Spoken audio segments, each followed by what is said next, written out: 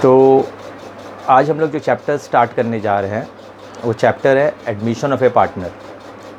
Admission of a partner is one of the most important chapter of partnership account. तो basically admission of a partner is one form of reconstitution of a partnership firm. Reconstitution का मतलब आप बोल सकते हो री changes, यानी कि changes in the constitution of partnership firm. So there are other forms also like retirement of a partner, death of a partner, this या change in profit sharing ratio, ये सब आपका हम लोग reconstitution of a partnership firm में include करते हैं, क्योंकि इसमें आपका पार्टनरशिप का जो फॉर्मेशन है उसमें काफ़ी चेंजेस आता है। तो आज हम लोग बाकी चैप्टर्स नहीं बल्कि एडमिशन ऑफ ए पार्टनर के बारे में डिस्कस करेंगे। तो if it is been mentioned in the partnership agreement कि that at any time the partner can admit a new partner, तो एडमिशन ऑफ अ पार्टनर काफ़ी आसानी से हो जाता है। और अगर मान लीजिए पार्टनरशिप डीड ऑरल है तो उस केस में भी अगर पार्टनर्स का कंफर्मेशन है तो एक नए पार्टनर को एडमिट कर सकते हैं। और अगर मान लीजिए रिटन पार्टनरशिप डीड है और रजिस्टर्ड है तो उसमें अल्ट्रेशन करके चेंजेस करके हम लोग नया पार्टनर को एडमिट कर सकते हैं। और अगर रजिस्टर्ड नहीं है पार्टनरशिप डीड तो पार्टनर्स अपने कॉन्सेंट से एक नए पार्टनर को एडमिट कर सकते हैं। तो admission of a new partner means एक नया पार्टनर को एंटर करना एक एग्जिस्टिंग बिजनेस में with the concern of all the other partners, यानी कि बाकी पार्टनर्स के कंसर्न से, उनके कॉन्सेंट से, उनके परमिशन से हम लोग एक नए पार्टनर को फर्म में एडमिट कर सकते हैं। तो जब एक नया पार्टनर फर्म में एडमिट होता है तो उसको हम लोग बोलते हैं न्यू पार्टनर। और उसके आने से पहले जो पार्टनर्स ऑलरेडी बिजनेस में थे, एग्जिस्टिंग बिजनेस में, उनको हम लोग बोलते हैं ओल्ड पार्टनर्स। तो जब एक नया फर्म में, मतलब एक नया पार्टनर फर्म में एंटर करता है तो ओल्ड पार्टनर्स उनको कंसेंट करते, उनको परमिशन देती है कि आप एंटर कर सकते हैं।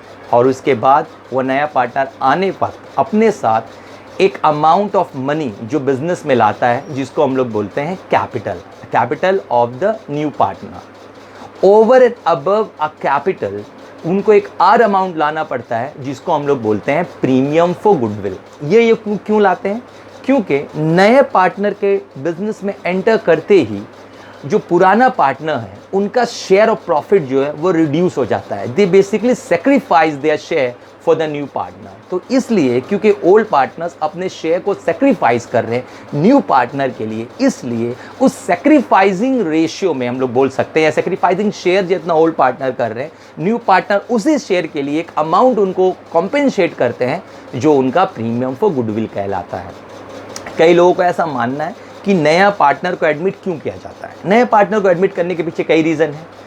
फंडिंग, कई बार ओल्ड पार्टनर्स को फंड का शॉर्टेज पड़ जाता है। उस केसेस में वो सोचते हैं कि अगर हम बैंक से लोन लेते हैं या और कहीं फाइनेंशियल इंस्टीट्यूशन से लोन लेते हैं तो डेफिनेटली हमको एक इंटरेस्ट पे करना पड़ेगा। It will create a liability on the firm. उसके अलावा अगर एक नया पार्टनर एडमिट होता है तो they will be a new concept coming to the business, a new idea coming to the business, a new innovation coming to the business apart from fund, and most important working hand is also coming into the business. तो इसीलिए prefer किया जाता है कि नए partner को admit करने से ओवरऑल फर्म को फ़ायदा होता है। तो जब नया पार्टनर एंटर करेगा फर्म में तो अपने साथ एक अमाउंट ऑफ कैपिटल लाएगा। कैपिटल कैश में भी ला सकता है और वो चाहे तो कुछ एसेट्स भी ला सकता है, for example stock, machinery, furniture, और एक अमाउंट ऑफ मनी या अपना जो वो एक सेक्रीफाइसिंग जो शेयर कर रहे ओल्ड पार्टनर्स, उस सेक्रीफाइसिंग को कॉम्पेंसेट करने के लिए एक मनी पे करते हैं जिसको हम लोग बोलते हैं प्रीमियम फॉर गुडविल। ये प्रीमियम फॉर गुडविल जो है वो ओल्ड पार्टनर्स को क्रेडिट किया जाता है उनके अकाउंट में, और जो कैपिटल नया पार्टनर लाता है ये उसके अकाउंट में क्रेडिट हो जाता है। तो जब कोई नया पार्टनर एंटर करता है तो there are certain impact that happens into the partnership firm when there new admission of a partner. जो इम्पैक्ट पड़ता है वो इम्पैक्ट ही हम लोगों का ट्रीटमेंट है जो हम लोग को admission of a new partner में करना है। तो वो इम्पैक्ट या इफेक्ट क्या है? सबसे पहला change in the profit sharing ratio. उसके बाद ट्रीटमेंट फॉर गुडविल, जो प्रीमियम फॉर गुडविल नया पार्टनर ला रहा है, कई बार वो नहीं ला सकता है या कई बार कुछ 50% लाया, 50% नहीं लाया, तो उनके लिए एक प्रीमियम फॉर गुडविल किया जाता है, ट्रीटमेंट फॉर गुडविल किया जाता है। उसके अलावा revaluation of assets and liabilities. कई बार क्या होता है कि जब एडमिशन नया पार्टनर का होता है तो जो भी ओल्ड बैलेंस शीट होता है जिसमें ओल्ड पार्टनर्स के सारे एसेट्स लाइबिलिटी दिए हुए रहते हैं, वो एसेट्स लाइबिलिटी को रीवैल्यू किया जाता है on the date of admission, ताकि on the date of admission सारा एसेट्स का और लाइबिलिटीज़ का करेक्ट वैल्यू हो जाए। और इस वैल्यू को करेक्ट करने के लिए कई एसेट्स का वैल्यू बढ़ जाता है, कई एसेट्स का वैल्यू घट जाता है। फॉर एग्जांपल मान लीजिए आप एक लैंड खरीदे थे 5 लाख रुपए का आज से 5 साल पहले, ओल्ड पार्टनर्स, जैसे मान लो ARB ओल्ड पार्टनर्स है, इन्होंने 5 लाख एक लैंड खरीदा था। आज उस लैंड का वैल्यू मान लीजिए 8 लाख है, तो जो 3 लाख इंक्रीज हुआ इसमें नया पार्टनर का तो कोई कंट्रीब्यूशन नहीं है, उनका कोई कोई इसमें उनका आप बोल सकते हो कि इसमें उनका कोई वो अर्निंग का इसमें कोई चांस नहीं है। तो इसलिए ये जो 3 लाख का इंक्रीज हुआ लैंड का वैल्यू में, एसेट्स में, ये सिर्फ ओल्ड पार्टनर्स लेंगे। उसी तरह मान लीजिए एक मशीनरी है जो आपका 5 लाख का था, बुक वैल्यू 5 लाख दिखा, लेकिन आज उसका जो है रियलाइजेबल वैल्यू मान लीजिए 2 लाख है। तो जो 3 लाख का डिक्रीज हुआ, इसका लॉसेस भी जो है न्यू पार्टनर बियर नहीं करेगा, ये ओल्ड पार्टनर्स के लिए है, ओल्ड पार्टनर्स के वक्त का है।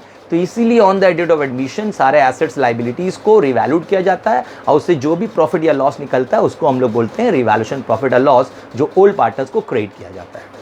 ठीक उसी तरह distribution of undistributed profit and reserve, यानी कि जो भी ओल्ड पार्टनर्स के वक्त के प्रॉफिट या रिजर्व है जो उनके अकाउंट में क्रेडिटेड थे, बैलेंस शीट में जो आपके क्रेडिटेड थे, आपका बैलेंस शीट में आपका जो भी अनडिस्ट्रीब्यूटेड प्रॉफिट या रिजर्व है उसको ओल्ड पार्टनर्स अपने अकाउंट में ले लेते हैं, ताकि उसमें नया पार्टनर्स कुछ अपने तरफ से अपना शेयर का डिमांड नहीं करें। उसके बाद कैपिटल एडजस्टमेंट, कई बार आपका कैपिटल एडजस्टमेंट का भी ट्रीटमेंट दे दिया जाता है कि भाई नया पार्टनर के आने से पूरा फर्म का कैपिटल चेंज होगा on the basis of new profit sharing ratio, यानी नया रेशियो जो शेयर है हर पार्टनर्स का उसी हिसाब से उनका कैपिटल होगा। अगर कम है तो वो और कैपिटल लाएंगे, और उनका कैपिटल ज़्यादा हो गया तो वो कैपिटल निकाल के ले जाएंगे। और preparing of a newly constituted balance sheet, और एक नया बैलेंस शीट बनाया जाता है जिसमें नया पार्टनर को भी इंक्लूड किया जाता है। तो इसमें सबसे पहला कॉन्सेप्ट है change in profit sharing ratio. तो ये change in profit sharing ratio क्या है, यानी जो रेशियो में ओल्ड पार्टनर्स प्रॉफिट को शेयर कर रहे थे उसको हम लोग बोलते हैं ओल्ड रेशियो।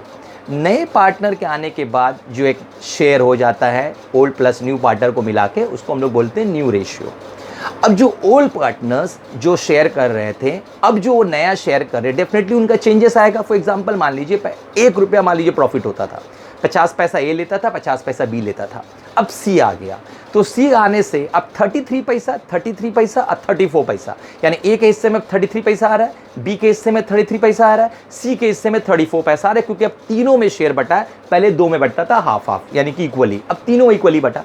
तो जाहिर सी बात है ए का शेयर पहले जो 50 पैसा था अब 33 पैसा हो गया, यानी 17 पैसा वो सेक्रीफाइस कर रहा है सी के लिए। और बी का जिसका भी 33, उसका भी 33 पैसा था, अब 50 पैसा था, अब वो भी तुम्हारा 33 पैसा उसके शेयर में आया, यानी 17 पैसा वो भी आपका सेक्रीफाइस कर रहा है सी के लिए। और सी 17 पैसा ए से गेन किया और 17 पैसा बी से, यानी उसका 34 पैसा शेयर आ गया। तो यानी कि 17 पैसा ए सेक्रीफाइस कर रहा है, 17 पैसा बी सेक्रीफाइस कर रहा है, और 34 पैसा तुम्हारा सी गेन कर रहा है। यानी कि जहाँ ए का पहले शेयर 50 पैसा था अब 33 पैसा हो गया, यानी 17 पैसा वो सेक्रीफाइस किया सी के लिए। और बी का जहाँ पहले 50 पैसा था अब वो भी 33 पैसा ले रहा है, यानी 17 पैसा वो सेक्रीफाइस किया सी के लिए, और सी का 34 पैसा हो गया। तो इस तरह ए और बी का रेशियो में चेंजेस आता है नए पार्टनर्स के एडमिशन पे, जिसको हम लोग बोलते हैं तुम्हारा change in profit sharing ratio.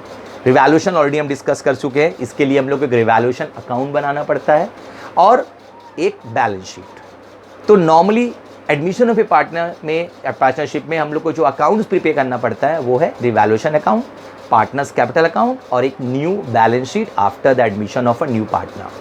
Revaluation account में बेसिकली शो करते हैं एसेट्स लायबिलिटी का इंक्रीज डिक्रीज। कैपिटल अकाउंट में जो भी नया पुराना पार्टनर्स का कैपिटल उसको ट्रांसफर किया जाता है, क्रेडिट किया जाता है। नए पार्टनर जो भी कैपिटल लाते हैं उसको क्रेडिट किया जाता है। नए पार्टनर जो भी प्रीमियम लाते हैं उसको सैक्रिफाइसिंग रेशियो में, व्हाट इज सैक्रिफाइसिंग रेशियो अभी आपको बताएं, old ratio minus new ratio equal to sacrificing ratio. तो सैक्रिफाइसिंग रेशियो में तुम्हारा आपका वो ओल्ड पार्टनर्स को जो भी प्रीमियम फॉर गुडविल नया पार्टनर लाता है उसको क्रेडिट कर दिया जाता है। जो भी रिजर्व या प्रॉफिट अनडिस्ट्रीब्यूटेड है बैलेंस शीट का लायबिलिटी साइड में अगर है तो उसको प्रॉफिट मानेंगे, और एसेट साइड में है तो लॉस मानेंगे। अगर प्रॉफिट है तो अकाउंट में क्रेडिट साइड में आएगा पार्टनर्स कैपिटल का ओल्ड पार्टनर्स, और अगर एसेट साइड में तो आपका पार्टनर्स कैपिटल अकाउंट का डेबिट साइड में आ जाएगा ओल्ड पार्टनर्स ओल्ड रेशियो। तो जो भी अनडिस्ट्रीब्यूटेड प्रॉफिट है या रिजर्व है या रिवैल्यूएशन प्रॉफिट है वो भी आपका ओल्ड रेशियो में ही बटेगा। ये सारा share of revaluation profit, share of general reserve, share of profit या लॉस, ये सब ओल्ड रेशियो में बटता है, और ये ओल्ड पार्टनर्स को हम लोग क्रेडिट कर देते हैं। अगर लॉस होता है तो उनके अकाउंट में डेबिट कर देते हैं। उसके बाद कैपिटल अकाउंट जैसे बैलेंस होता था पीएल अप्रोप्रिएशन अकाउंट में बिल्कुल वैसे ही बैलेंस किया जाता है, और ABC मान लीजिए ओल्ड पार्टनर और न्यू पार्टनर्स का कैपिटल बैलेंस आपका निकल जाता है। उसके बाद एक नया बैलेंस शीट बनाया जाता है जिसमें जो भी एसेट्स का जो न्यू फिगर है या रिवैल्यूड फिगर है उसको शो किया जाता है। एसेट्स अगर बढ़ गया तो उसका इंक्रीज वैल्यू में, अगर कोई घट गया तो डिक्रीज वैल्यू में शो कर दिया जाता है। जो कैपिटल बैलेंस निकला है उसको भी हम लोग जो है कैपिटल का जो भी बैलेंस है उसको हम लोग तुम्हारा शो कर देते हैं बैलेंस शीट का लायबिलिटी साइड्स में। और जो कैश है नया पार्टनर जो भी कैपिटल लाता है या जो प्रीमियम लाता है डेफिनेटली वो कैश से लाता होगा या बैंक से, कैश या बैंक में शो कर देते हैं, और इससे हमारा नया बैलेंस शीट जो मैच हो जाता है। तो बेसिकली इसी कॉन्सेप्ट के ऊपर हमारा admission of a new partner का बेस्ड है। इसमें आपको जर्नल एंट्री पास करने के लिए पूछ सकता है, जिसके लिए आपको जर्नल एंट्रीज के ट्रीटमेंट सीखना होगा। लेजर अकाउंट में बेसिकली आपको revaluation account, partners capital account और बैलेंस शीट बनाना पड़ेगा, और कई बार बैंक अकाउंट या कैश अकाउंट बनाना पड़ सकता है अगर कैश का ट्रीटमेंट है या बैंक का ट्रीटमेंट है। फॉर एग्जांपल कैपिटल एडजस्टमेंट हुआ है, नया पार्टनर कैपिटल आया, उसके कैपिटल के बेसिस पे पूरा फर्म का कैपिटल निकाला गया है, तो उस कैपिटल के अकाउंट में बेसिस में किसी पार्टनर का कैपिटल अगर ज़्यादा है तो विड्रॉ करेगा तो कैश डिक्रीज होगा, अगर कम है तो कैश लाएगा तो कैश इंक्रीज करेगा। तो इसके लिए कैश या बैंक अकाउंट हम लोग को बनाना पड़ सकता है। बस इसी कॉन्सेप्ट से हम लोग admission of a new partner को अप्रोच करेंगे। Thank you.